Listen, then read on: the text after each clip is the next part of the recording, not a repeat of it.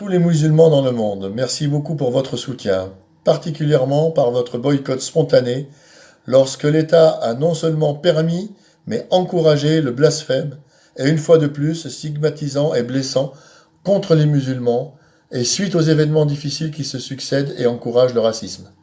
La dernière en date étant cet acharnement de policiers sur un homme noir, enfin on a vu réagir aussi tous les pays d'Europe, une preuve s'il en était besoin que les musulmans ne sont pas parano et qu'ils ont raison de s'émouvoir de ce climat délétère en France.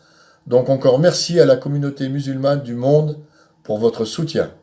Malgré toutes les voix dans le monde qui s'élèvent contre la stigmatisation des musulmans en France, le gouvernement persiste à persécuter ces derniers en créant de nouveaux textes de loi réduisant les droits de ces derniers dans l'exercice de leur culte.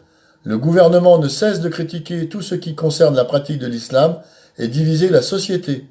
Alors qu'il prétend lutter contre le séparatisme, c'est lui-même qui fait tout pour séparer les minorités qui composent son peuple, les communautés même si elles ne sont pas forcément des minorités. Fermer des mosquées, envoyer des policiers interroger des enfants, dissoudre des associations musulmanes. On assiste à un retour de l'Inquisition, dirigée cette fois-ci contre les musulmans, de France ou en France, c'est une bonne question. Exemple, nos politiques débattent sur l'habit de la femme musulmane, sur le bien fondé de la mixité dans les piscines, etc., etc. Mais ils n'ont aucun problème avec le mariage gay. Ce n'est donc pas une religion, alors on ne doit pas blasphémer sur les gays. En fait, ils se moquent que les gens soient dans la merde. D'ailleurs, ils font tout pour que tout le monde y soit davantage, à l'image du coq français. Il n'y a jamais eu autant de pauvres et de gens à la rue dans ce pays. À quand des réformes pour progresser et non pas pour régresser? Plus que jamais, les musulmans doivent être unis et solidaires et lutter contre ce harcèlement et ces injustices à leur encontre.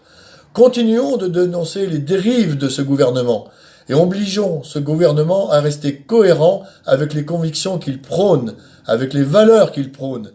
Comme indiqué sur tous les frontons des mairies, figure égalité, fraternité. Nos droits doivent être respectés et identiques à tous les citoyens.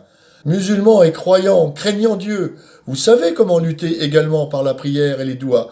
Et que si une nouvelle loi en France est urgente, c'est celle qui interdirait, comme dans bien d'autres pays européens, de se moquer d'un prophète et de blesser toute une communauté, comme il en existe déjà pour protéger d'autres communautés, acquises justement grâce à leur solidarité. Continuons de boycotter les produits français pour lutter contre les dictateurs et oppresseurs qui composent le gouvernement actuel.